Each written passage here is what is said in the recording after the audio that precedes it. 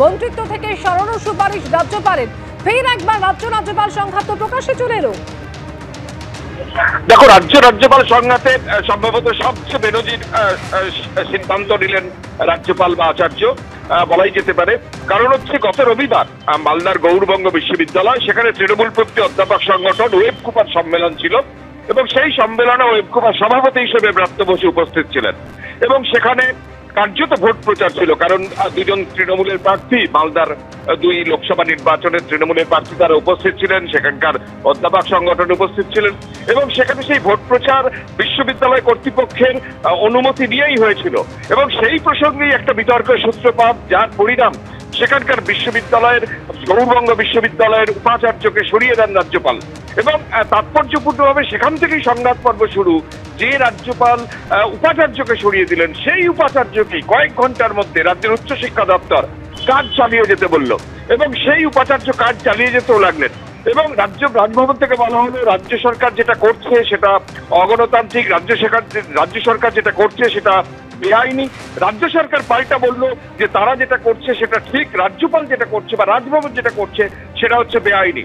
তুমি জানো যে এই উপাচার্য নিয়োগ নিয়ে সুপ্রিম কোর্টে মামলা চলছে, এখনো পর্যন্ত তার রায় হয়নি এবং সেখানে একাধিক পর্যবেক্ষণ প্রকাশ্যে এসছে এবং সেই সংঘাত পর্ব যেটা রাজ্যপাল সংঘাত ছিল, রাজভবন বিকাশ ভবনের সংঘাত ছিল, এমন জায়গায় মন্ডল যেখানে স্বয়ং রাজ্যপাল রাজ্যের শিক্ষামন্ত্রী হিসেবে ব্রাত্য বসুকে তার পদ থেকে সরিয়ে দেওয়ার সুপারিশ করলেন এবং এটা গভীর তাৎপর্যপূর্ণ। যদিও ব্রাত্য বসু গোটা বিষয়টা গুরুত্ব দিতে নারাজ, তার এখতিয়ার নিয়ে প্রশ্ন তুলেছেন রাজ্যপালের, মুখ্যমন্ত্রীর সঙ্গে না কথা বলে কি করে সরিয়ে দিতে পারেন তা নিয়ে প্রশ্ন উঠেছে। যদিও রাজভবন সূত্রে যেটা দাবি করা হচ্ছে যে বিশ্ববিদ্যালয়ের মতো একটা স্বশাসিত প্রতিষ্ঠান, তার অন্দরে যেভাবে রাজনৈতিক চর্চা চলছে সেখানে নির্বাচন বিধিভঙ্গ হয়েছে এবং সেই নির্বাচন বিধিভঙ্গের পরিপ্রেক্ষিতে রাজভবনের এই সিদ্ধান্ত, রাজ্যপালের এই সুপারিশ। যদি এটা নিয়ে এখন বিতর্ক চলছে, কারণ এই প্রথম রাজ্যপাল একজন রাজ্যের মন্ত্রীকে এইভাবে বরখাস্তের সুপারিশ করছেন যেখানে নির্বাচনী বিধিভঙ্গ হয়েছে বলে অভিযোগ করা হচ্ছে এবং সেখানে নির্বাচন কমিশন মারফত এই বিধিভঙ্গ অভিযোগ কেন করা হচ্ছে না বা নির্বাচন কমিশন সিদ্ধান্ত নেওয়ার আগে রাজ্যপাল কি করে সিদ্ধান্ত নিচ্ছেন তারও প্রশ্ন উঠেছে। যদিও রাজভবন সূত্রে বারবার দাবি করা হচ্ছে যে শিক্ষা প্রতিষ্ঠানের ভেতরে রাজনৈতিক চর্চা চলেছে, যেখানে রাজ্যের স্বয়ং শিক্ষামন্ত্রী উপস্থিত আছেন, নির্বাচন বিধি লাগু হয়েছে, তার মধ্যেও শিক্ষা প্রতিষ্ঠানের মধ্যেই রাজনৈতিক চর্চা চলছে এবং এই বিতর্কের মধ্যেই নজিরবিহীন সিদ্ধান্ত রাজভবনের থেকে নেওয়া হয়েছে, সুপারিশ করা হয়েছে রাজ্যের শিক্ষামন্ত্রীকে বরখাস্তের। যদিও যাকে সুপারিশ করা হয়েছে তিনি গুরুত্ব দিতে নারাজ, আগামীকাল এ ব্যাপারে তিনি হয়তো তার বিস্তারিত তথ্য প্রকাশ্যে আনবেন এমনটাই জানা যাচ্ছে। ধন্যবাদ কৃষ্ণেন্দু। শিক্ষামন্ত্রীকে মন্ত্রিত্ব থেকে সরানোর সুপারিশ বোসের, যদিও গুরুত্ব দিতে নারাজ শিক্ষামন্ত্রী। একাধিক মন্ত্রী ছিলেন, তাহলে শুধু আমার বিরুদ্ধে কেন ব্যবস্থা? নির্বাচনী বিধিভঙ্গ করলে কমিশনে তো যেতেন বিরোধীরা, রাজ্যপাল কেন?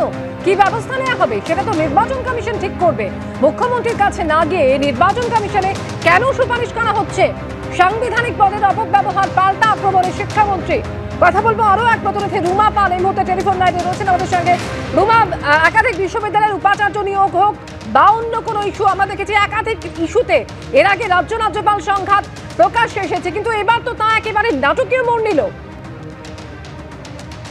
একদমই তাই। দেখো, ইউনিভার্সিটির অধিকার কার হাতে থাকবে সেটা নিয়ে কিন্তু কালকেও কিন্তু রাজ্যপাল একাধিক সুপ্রিম কোর্টের যে সমস্ত পর্যবেক্ষণ রয়েছে এবং তারপরে যে আইনি যে বিষয়টি রয়েছে সমস্ত কিছু উল্লেখ করে কিন্তু কালকেও আবারও কিন্তু বলেছেন যে ইউনিভার্সিটিতে অধিকারের ক্ষেত্রে রাজ্য সরকারের কোনো ভূমিকা নেই, সেখানে একমাত্র আচার্যই হচ্ছে তারই দায়িত্ব এবং তিনি একমাত্র উপাচার্য নিয়োগ করতে পারবেন বা সরাতে পারবেন। এখানে দেখো, যেমন রাজ্য এবং রাজ্যপাল বা আচার্যের যে এই যে সংঘাত যেমন সবসময় চলে আসছে এবং কালকেও কিন্তু সেই প্রকাশ পেয়েছে, আজকে কিন্তু সেই মাত্রাটা আর একটু বাড়লো। কারণ দেখো, যে রাজভবন থেকে বলা হলো, যেখানে বলছে যে গৌরবঙ্গ বিশ্ববিদ্যালয় যেখানে 30শে মার্চ যে মিটিংটা হয়েছে এবং সেখানে বলা হচ্ছে এমপি, এমএলএ এবং পলিটিক্যাল লিডাররা ছিল এবং সঙ্গে সেখানে ব্রাত্য বসুও ছিলেন, যদিও সেটা তৃণমূল অধ্যাপক সংগঠনের ছিলেন এবং সভাপতি ব্রাত্য বসু। সেক্ষেত্রে এই মিটিংয়ে একদম লোকসভা নির্বাচনের নিরিখে পলিটিক্যাল কথাবার্তা হয়েছে এবং রাজনৈতিক আলোচনা হয়েছে এবং সেই সুবাদে কিন্তু রাজ্যপাল রাজ্য সরকারকে নির্দেশ দিচ্ছে যে উচ্চশিক্ষা মন্ত্রী ব্রাত্য বসুকে ক্যাবিনেট থেকে সরিয়ে দেওয়ার জন্য, এবং কারণ তিনি নির্বাচনের বিধিভঙ্গ করেছেন। মানে এর থেকে বলা যেতে পারে যে এটা কিন্তু একটা বড় পদক্ষেপ। আর এইভাবে ইউনিভার্সিটি নিয়ে সবসময় রাজ্য এবং আচার্যের মধ্যে কিন্তু একটা দেখা গেছে চাপান উত্তর, কিন্তু এই মুহূর্তে কিন্তু নির্বাচনকে সামনে রেখে নির্বাচনের বিধিভঙ্গ করেছেন এমনটা কিন্তু সামনে রেখে রাজ্যপাল এবং আচার্য কিন্তু লিখছে রাজ্য সরকারকে, বলছেন যে এই শিক্ষামন্ত্রীকে সরিয়ে দেওয়ার জন্য, ক্যাবিনেট থেকে সরিয়ে দেওয়ার জন্য।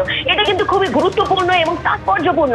এর আগে কিন্তু অনেক আমরা দেখেছি কিন্তু সংঘাত, এবং যেটা বললাম কালকেও কিন্তু একটা বলা যেতে পারে পুরো আইনি বিষয়টা তুলে ধরে এবং সংবিধান কি বলছে, সুপ্রিম কোর্ট কি বলছে, একাধিক বিষয় একদম বলা যেতে পারে ছত্রে ছত্রে বিভিন্ন বিষয় তুলে ধরেছিলেন রাজ্যপাল। এবং সেক্ষেত্রে বলা হচ্ছে যে কোনোভাবেই ইউনিভার্সিটির যে অধিকার, ইউনিভার্সিটিতে কে নিয়োগ করবে, উপাচার্য কে সারবে, সবকিছুই কিন্তু রয়েছে কিন্তু আচার্যের হাতে। এবং সেই যে সংঘাতের মাত্রাটা কিন্তু আরো এক ধাপ এগিয়ে গেল নির্বাচনকে সামনে রেখে, এবং নির্বাচনে বিধিভঙ্গ করেছে এই অজুহাত দেখিয়ে কিন্তু রাজ্যপাল একেবারে সংঘাতের মাত্রা যে আরো বাড়লো তা বলাই বাহুল্য।